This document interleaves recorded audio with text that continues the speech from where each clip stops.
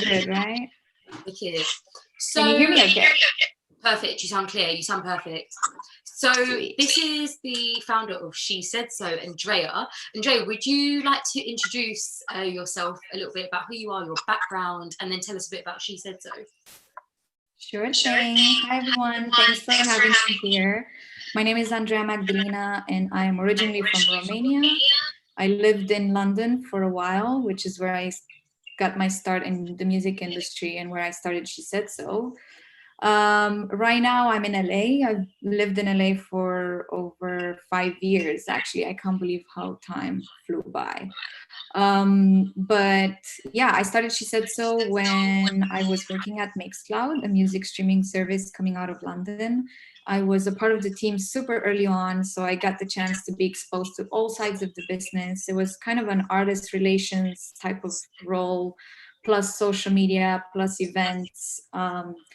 And so that meant that I was exposed to all sorts, all sides of the music business quite early on in my career. And that's how I was able to notice from the inside what's wrong with it, at least in terms of gender representation and opportunity. So I decided to do something about it. I started She Said So as a grassroots kind of group, email group, where I invited maybe 20 or so women that I had come across in my career at that point, bearing in mind I was very young, or relatively young, I suppose, with no contacts. I was just kind of making them as I went along with the Mixcloud crew. And it was received very well because at the time there was no conversation around female empowerment or diversity in the music business. We're talking about end of 2014 here. And obviously in the meantime, things have changed massively. There are so many initiatives, so many collectives like ours fighting the good fight, which is great. The more of us, the better. The more of us are there, the more real these goals that we have will actually become, they will become a reality, basically. So it's nice to see collectives like Identification of Music caring about this and giving us a voice in your community as well.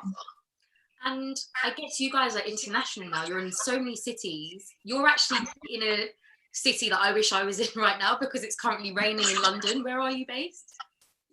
Yeah, I'm in LA. Actually, the weather's not that great today, but generally I can't say I complain about the lack of sunshine. We have plenty of that here. Mm-hmm. And given that you guys are based across so many cities, what various initiatives and events do you guys put on throughout the year? We have 15 global chapters officially at the moment. A majority of them are in Europe, so we have a really strong presence in the UK, obviously, where it all started, and in Europe, particularly in Italy, France, Berlin a little bit, although we currently are reassembling the team. Spain has a big chapter as well, led by my mentor, Giorgetta Lieti, who's the head of comms at Sonar Festival. And on that note, shout out to her. I have so much to thank her for.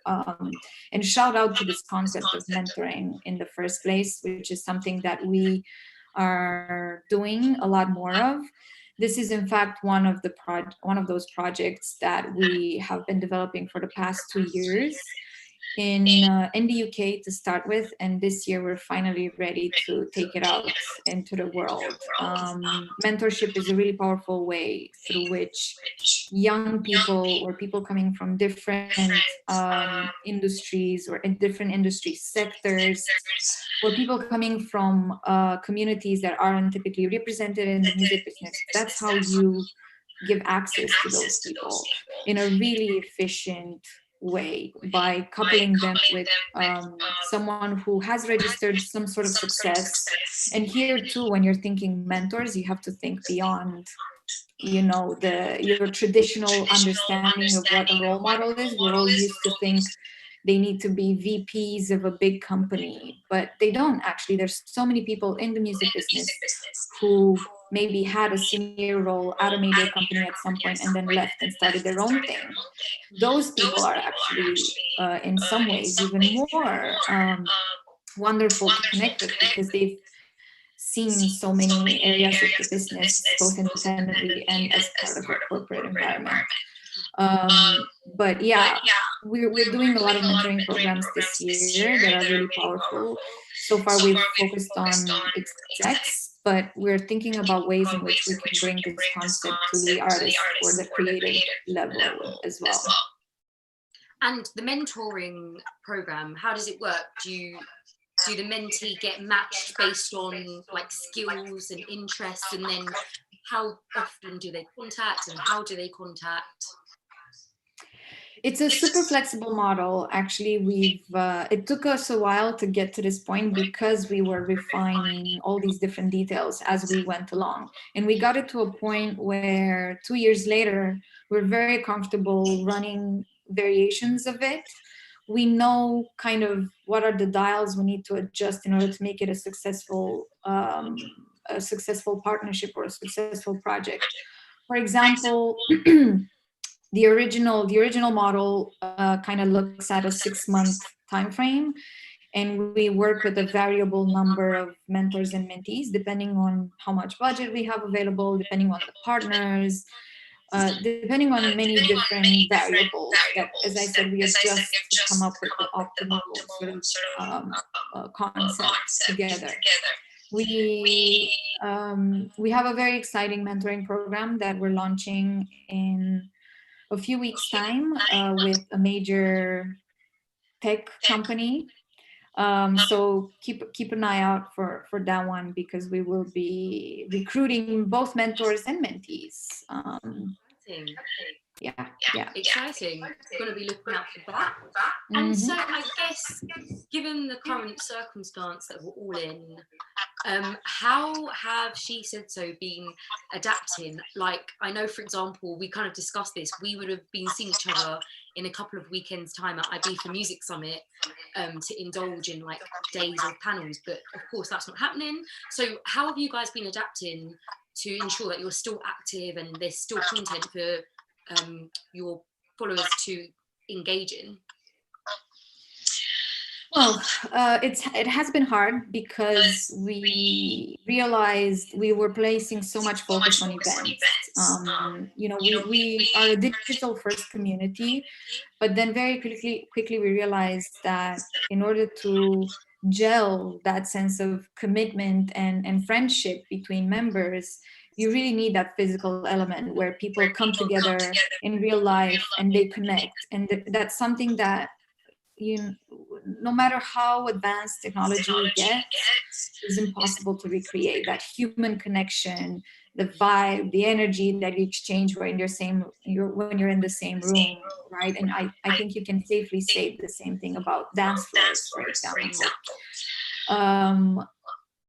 So events were a big part of what we did, and we were going to be at IOMS, we were going to be at different other conferences and festivals this summer, so we quickly had to change plans. From a logistical perspective, we are a very agile company. We work with mostly, so we were able to adapt to the new normal, meaning we had to let go of a lot of our contractors, but at the same time, we didn't incur any debt as a result of COVID. So super grateful and lucky. In fact, today I finished writing up my Arts Council application because we want to run a mentoring program in the UK virtually for people who are, especially outside of London. These people typically don't get as much opportunity as Londoners do in the music business. So the main change that I had to make was to adapt to the virtual format and adapt our mentoring program to take place virtually through webinars. We started a bunch of live streaming sessions as well, very similar to this one that we're a part of right now. In general, we're kind of doubling down on our digital efforts and really trying to learn how to be more strategic and more efficient, and allow our message to reach more people. Mm-hmm. Yeah, the live that you guys did with the tea, that was so interesting. Like, Yeah. it was so informative. And I guess you, like, on an individual level, because I guess, I mean, this is an assumption, and correct me if I'm wrong, as the founder, you kind of overlook as many aspects of She Said So as possible internationally. So on a personal level, how have you had to adapt? And I guess you're used to, like, going out, meeting people, being sociable, and, you know, how have you personally had to adapt, and what kind of techniques have you put in place to help yourself cope? It's funny because in a way things have changed very drastically, and in a way they haven't. The way in which they changed very like in a very intense way was the lack of travel. My life of over the past 2 years, especially the last year actually, since I quit my full-time employment to focus on She Said So full-time, it was always a side project for me up until last year. So I was, 6 months of the year at least, I was just not home. I was on a plane somewhere, likely somewhere in Europe or somewhere in South America where we have a lot of our projects. It's been quite a shock, a pleasant one to start with, to be home for more than 2 weeks in a row. That's actually been quite nice. But at the same time, when I am in LA, when I don't travel, this is kind of what my life looks like. I work from home, from my living room, or I have, one of those co-working member club memberships around LA in case I needed human connection. Plus, yes, all the meetings. So now I've replaced all meetings, all the local meetings with Zoom Mhm. video conferencing instead. But other than that, I've been working from home like this for more than a year now. So it hasn't really changed. It's just the fact that I'm actually home for more than 2 weeks at a time. That's been the biggest change, and the fact that I don't get to travel as much. But I don't want to complain. It was actually not sustainable, and I have no idea how DJs do it on an ongoing basis. To be honest, I was close to crashing. That's a topic that has come up time and time again in these talks, and was actually going to lead me on to my next question. I guess for you, it's been quite consistent with since you quit your job and now, but your observation of the electronic scene, obviously there's been massive changes in terms of producers and DJs not being able to tour, the increase in kind of virtual parties. What changes do you think are happening that actually are benefiting the industry in terms of sustainability, um, being able to showcase and leverage more local scenes and communities away from the massive names that we see time and time again? What are your thoughts on that? And also, I was just going to say, guys, please comment your thoughts as well, and any questions that you have for Andrea. Well, to answer your question there, I mean, if COVID did anything to the electronic music industry, is it has exposed how vulnerable it is and how unsustainable it is, especially for the independents who rely mostly on, or medium small artists who rely on these small gigs, small but very often gigs, to pay the bills. So all of a sudden that was taken away from them. And what I see in terms of major changes in the business right now is actually it's it's not a good change. It's actually pretty scary because the independent sector and the small and medium-sized venues and other types of stakeholders, festivals, DJs, you name it, they were already struggling. They were already forced into this unsustainable way of living and developing their projects, their events. Now this has been taken away from them altogether, and they have to adapt to the digital life, which in theory sounds easy, but in reality you have the same people who have marketing teams or are great at social media or have great personalities getting ahead, because that's what you ultimately need in the age of social media. You need to be a good marketer, which doesn't mean that it doesn't translate into talent, actually. Just because you have a dope social media profile doesn't mean you're a dope DJ or a dope festival or a dope club, right? It just means you probably have resource to actually invest in good marketing, or you have someone in your team who natively does this very well. So it's kind of an issue, actually. I'm scared for those people who aren't playing the social media game, because it, for whatever reason, whether they lack resource or it's simply not their, they don't see themselves in that way. Um, and I don't know what's going to happen. I guess COVID has just accelerated what we all knew is happening, a transition onto digital experiences. But the fact that we've all been forced in the same corner now, I think, makes it harder for people who lack digital marketing skills or access to digital marketing resources to do this very well and be able to sustain themselves through digital. Let's see.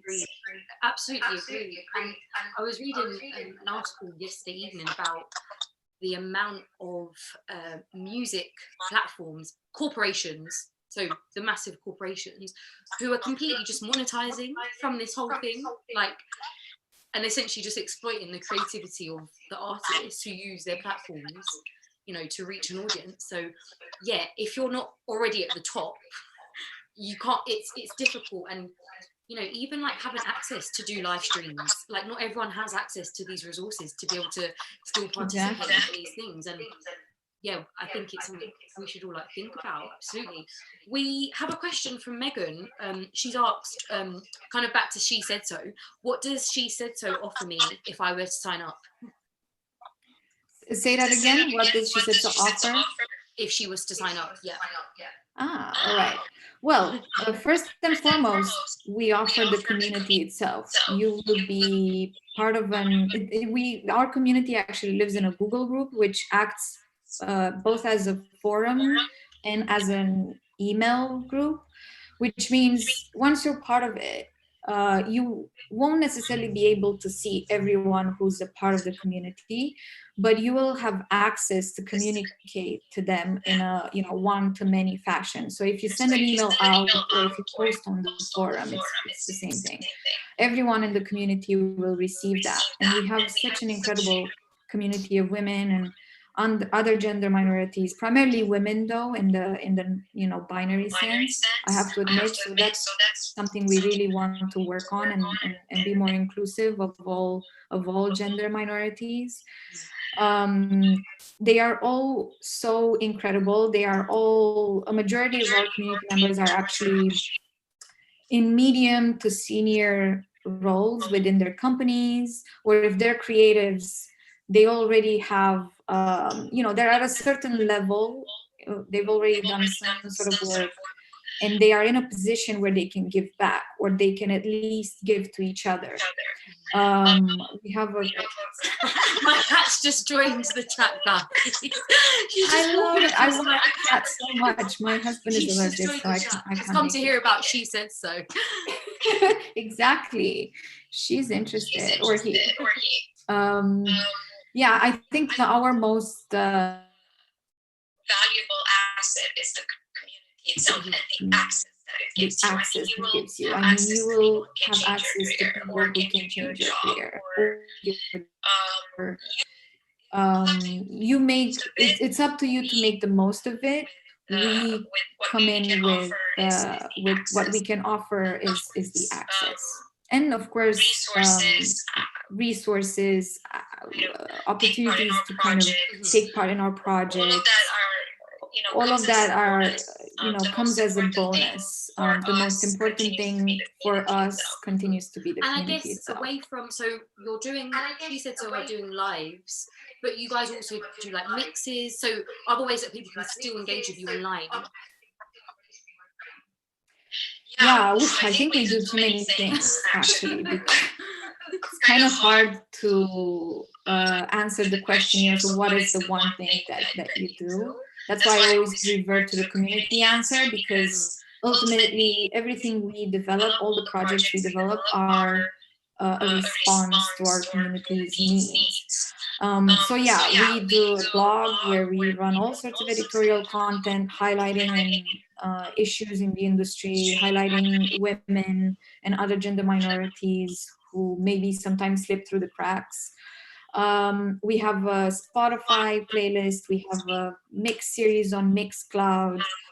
We have an annual campaign. Actually, it's called the Alternative Power 100 Music List, which we typically run in March, but now we decided to run it over the summer.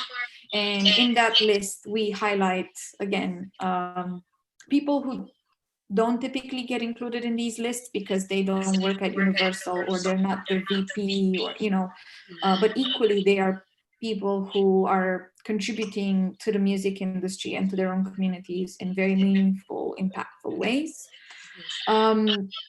We have the mentoring program, as I said. It's a very big part of what we do. We traditionally partner with a lot of festivals and conferences to place speakers or other types of events as well, maybe smaller formats.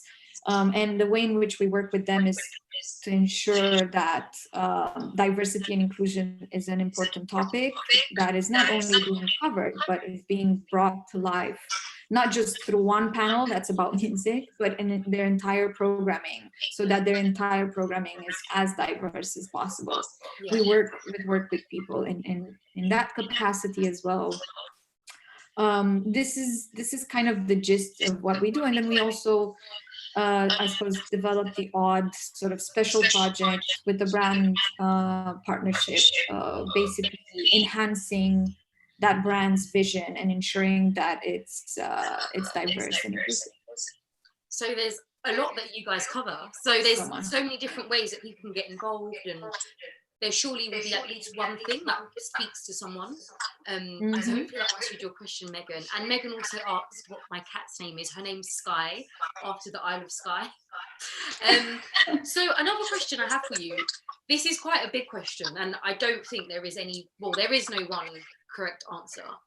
What the future of the scene in 2021 looks like in your eyes, and perhaps what plans do you guys have moving forward, perhaps adapting to like a new electronic scene? I don't know.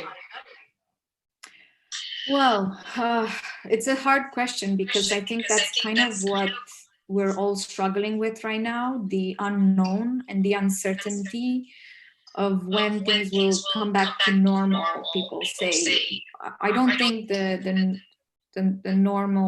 new normal will be the same.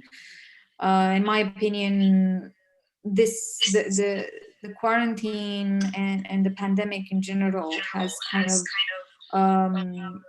highlighted issues that we were already having, and it kind of gave us a kick in the butt to pardon my French, get our shit together and do something about it and stop wasting time on things that don't matter.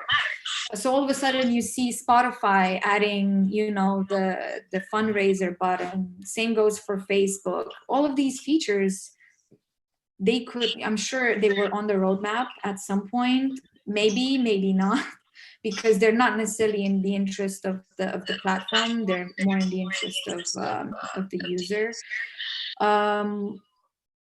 I honestly don't know what 2021 will look like. I was recently on a call where people were mentioning the fact that, for example, festivals in Eastern Europe, I'm from Romania, so that's very dear to me, that's very close to me. They're still happening this summer, sounds like it.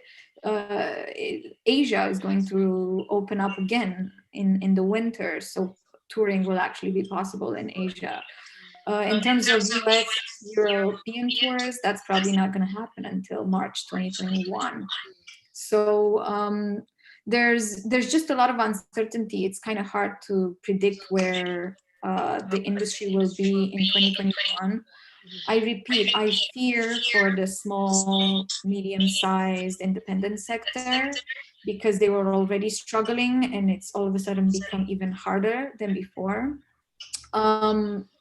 I'm curious, well, where the live streaming trend is going to next, because I think people are starting to be a little saturated with this kind of standard format. There will be a demand for more creative direction, for more just deeper sort of production, for a more robust digital experience, and more interaction or interactivity options from well, for fans. I hope events will still be. I imagine the whole world kind of entering a big global party when the travel restrictions and quarantine restrictions will be lifted. I personally cannot wait. I've been taking part in a lot of live streams. I've seen a lot of, beatport boiler room types of streams. But let's face it, when you go to the club, when you go to a party, you don't just pay for the DJ, you pay for the entire experience, which is what we're lacking right now. And I can't wait to experience that again. I really miss a good vibe on the dance floor. Really. And it's just like, you go to certain venues, you go to certain festivals, you go to certain party nights, because you know the vibe, you know the crowd, that's the time that you're going to see so and so that you haven't seen since last year. There's so much more of a kind of community reason behind this kind of, okay, we do need to get back to that. But someone's actually made a comment about, in the US, a lot of festivals going online for the year, and I've seen that as well, like a lot of festivals that would have happened doing like virtual 12-hour DJ sets and stuff like that. Jamie has also said that you're from Romania. Can you tell us a bit more, like, what the sound was growing up there? And I was going to also say, yes, I saw, so sun waves would have been happening now, I think, and I've seen that they pushed back to June or July.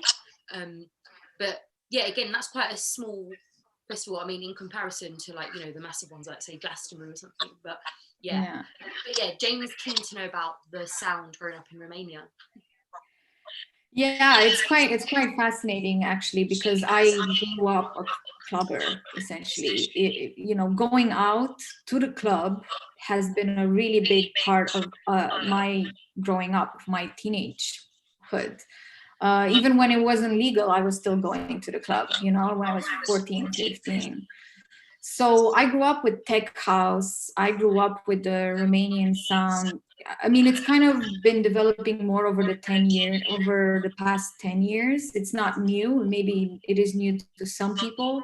For us, it's quite an old movement that still continues to be it. And I have to admit, I love it. I mean, I love the whole Romanimal sound, but I do have my problems with it. It's a very patriarchal. It's a bit sexist, there's a lot of Romanian bros, but maybe only one Romanian sis who actually made it, and that's Alexandra. And even her, I feel like she could have been so much more of a household name if she had a little bit more support, because she's an extraordinary DJ and selector and just an all-round amazing human being. So yeah, there's a lot of Romanian bros. No offense to them, I love them. I think they're extremely talented. They're a bunch of architecture nerds who decided to start making music instead of designing houses and stuff. I guess the majority of them are total nerds, who are really investing in the process of making music, and they're super careful about. I think one of the reasons why Sunwaves is so good is because they invest so much in the quality of the sound system as well. That's something that people in LA, when I go to these raves, the warehouse raves, they never get right. I mean, they rarely get right, and that's, to me, one of the most important things in your kind of live music, dance music experience, is having an incredible sound so that you can hear all the crazy things that make you have that incredible connection with the music in the first place. And you're honoring the DJ too, who puts so much work into, just changing all those levels and like blending 2-3 tracks so that you can have an incredible experience that you wouldn't normally have at home. That's what you're paying for, all that, attention to detail and effort. So yeah, I love the Romanian sun. I love sun waves. I always have a great time when I go. It's funny because it's not very diverse, and Romania is not a very progressive country when it comes down to this. But when you're at a sunwaves or at any sunrise event, in spite of all the bros that are around, they're all very respectful. Like I've never actually had a bad experience at any of these Romanian parties. It's weird. I don't know why everyone becomes respectful on the dance floor there, but it's quite a good vibe, and I think it's one of the reasons why it started having success outside of Romania as well, because obviously the music is great, but the community built around it is also like the vibe, the crowd is also kind of cool. It feels good, it feels comfortable, it feels like you can dance forever. The sound itself, right, is inviting you to just not stop dancing. And usually when I go to a Romanian party, I don't leave for 15 hours. No, we call it Crazy Beach. Was it called Mamaia? Mamaia is the beach resort where Sunwaves is happening. Yeah. And Mamaia, trust me, is the most bougie. We call it cocalar. I don't know, actually. When I was growing up, that was kind of the word that we used in Romania for bros, cocalar. With like their Ferraris and all that stuff, and they kind of come with their helicopter from the capital to go to the seaside. It's a bit like that. So Mamaia is not a place to go unless you're going to Sunwaves. The Sunwaves that was happening in April now is the better one, people say, in the underground scene, because it's much smaller. It only has the one Romanian stage, and music is great all around. Whereas the one that's happening in August, that's bigger, I think it has 5 or 6 stages. It's in the same place in Mamaia. They program international guests as well, but I only go to the Romanian stage anyway. That's my favorite, and I still enjoy it. Even if it's more commercial and not as cool and intimate. But I know that there is also a new movement in Romania that's bubbling up. It's the post-pro minimal era, or whatever people call it, and it's exciting. I'm quite excited. The people like Kija and Alexa Alaska and I don't know, there's a few others. I think it's still kind of, the sound still needs a little bit more work, needs a bit more maturing, but there's a new school of Romanian sound that's bubbling up right now. I'm very excited to see where it goes. Are you an RPR girl? I have to be. I mean, it's good. Those guys are really good. No, they're great. Natalie is also commented saying nothing beats real life connectivity and energy. Yeah, literally sums it up. And Robbie has also asked what your favorite Romanian label is. Romanian producer. Record label. Ooh, well, I'm gonna have to be a little biased here and support my friends. I'm gonna say Uvar. Okay. It's a record label from Constanța, which is close to Mamaia. And I think this kind of, because Sunwaves was happening in Mamaia, which is very close, it kind of gave birth to a new series of producers coming out of that town as well. And Uvar is one of the record labels that's born out of it. We'll try and get the link up after this so people can check them out. Yeah, it's spelled UVAR, I think. Let me just double check. we'll get them thrown into the group. So before this catch up, I asked you a couple of musical questions. So one of the things we kind of discussed is most of our participants have been DJs or producers, except for resident advisor and you guys who are a platform. So I wanted to find out from you, Andreea, 3 things. So the first one was what your track of self-isolation is. So before I play it, do you want to tell us a little bit about the individual and the track and why it's your track of isolation? Yes. I am being biased here because my husband is an artist manager and he works with some electronic music artists. One of them is Seb Wildblood, who just put out a single a couple of weeks ago, I think. Yeah, like 10 days ago, as part of his debut Essential Mix for Pink Tong. So the track is called Hazy House Volume 1. And I'm a huge fan, not just because he's my husband and my husband's artist, but I'm a huge fan of what they're doing and the curation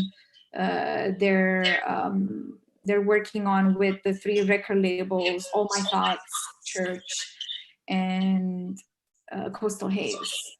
They have a very cool crew in South London. I'm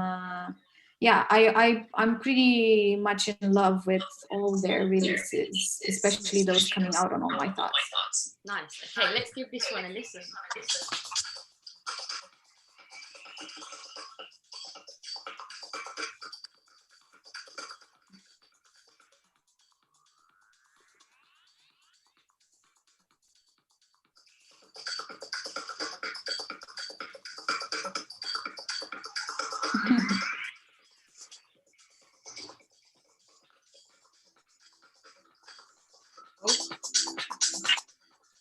Yeah.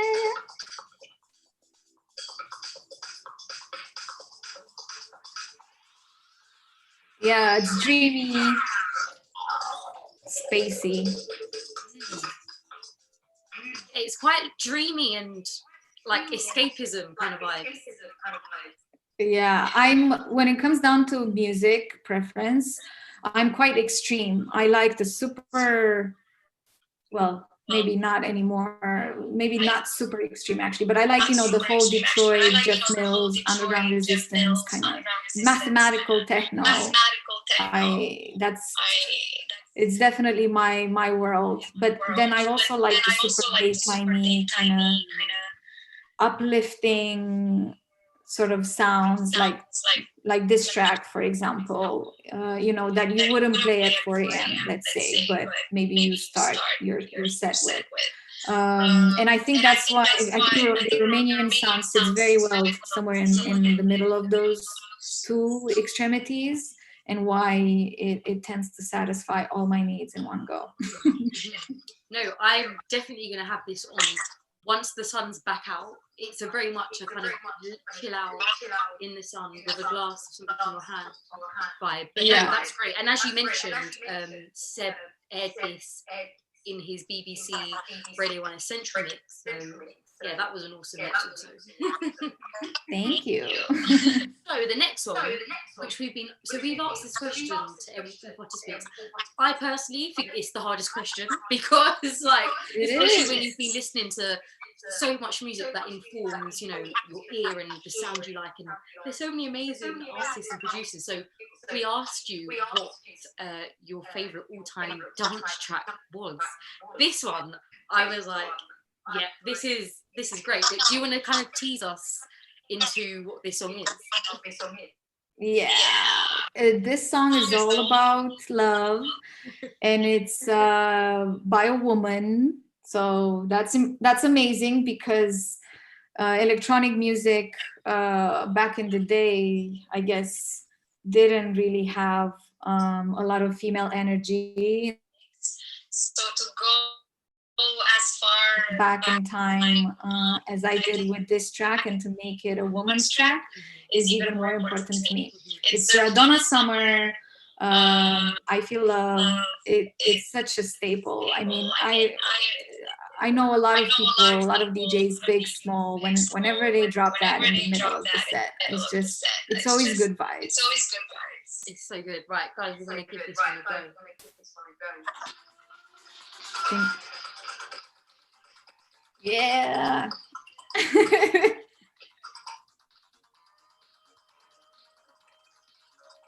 Can't go wrong with this.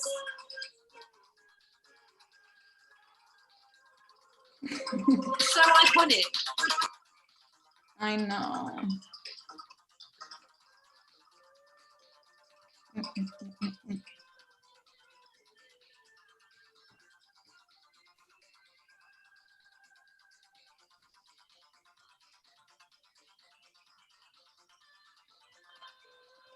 Yes.